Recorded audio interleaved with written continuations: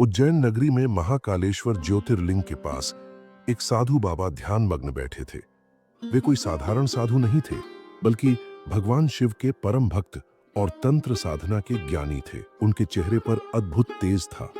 लोग कहते थे कि वे कई वर्षों से यहाँ बिना अन्न जल के तपस्या कर रहे थे। परंतु इस रात कुछ अजीब घटने वाला था। एक रहस्य जो सदियों से छुपा था, आज प्रकट होने वाला था। रात गहरी हो चुकी थी।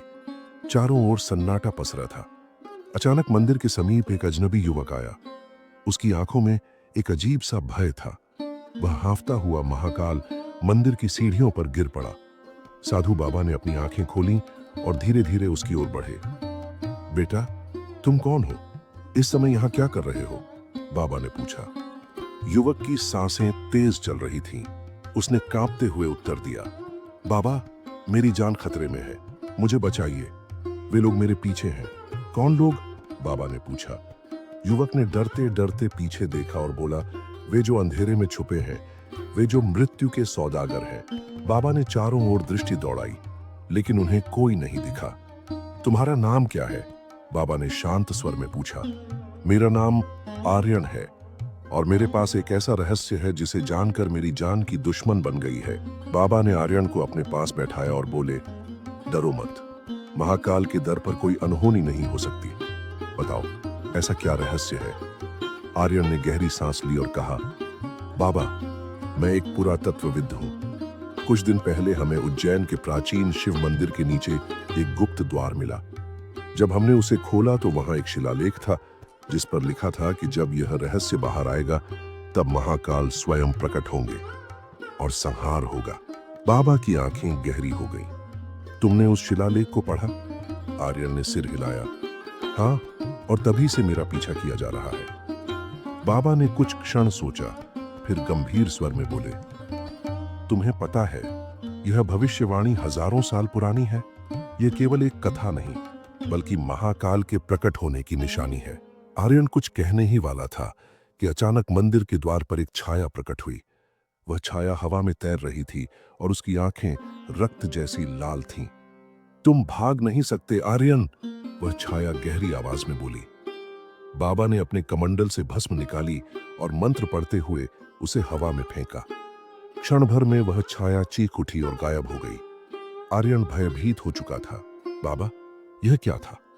बाबा गंभीर स्वर में बोले, यह मृत्यु के देवता काल भैरव के दूत थे, जो उस रहस्य को जीवित रहने नहीं देंगे। अब बाबा और आर्यन को एक ही उपाय दिख रहा था।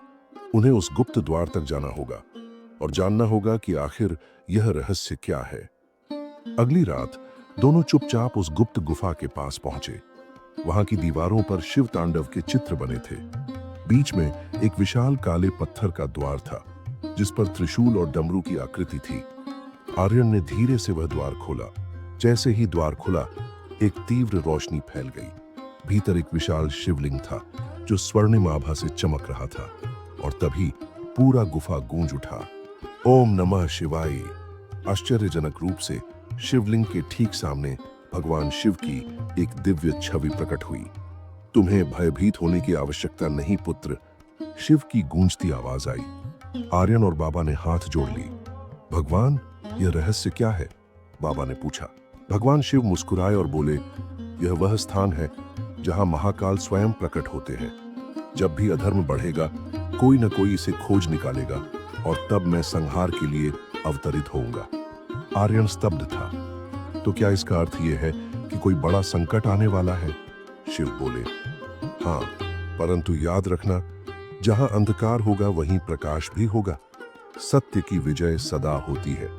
इसके बाद भगवान शिव की छवि विलीन हो गई। आर्यन को अब समझ आ चुका था कि इस रहस्य को दुनिया से छुपाना ही होगा।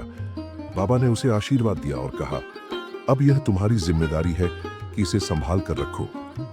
आर्यन ने कसम खाई कि वह इस रहस्य को कभी उजागर नहीं करेगा। उधर शिव मंदिर के ऊपर आसमान में एक विशाल त्रिशूल चमका, मानो स्वयं महाकाल संकेत दे रहे हों कि धर्म की रक्षा हमेशा होगी।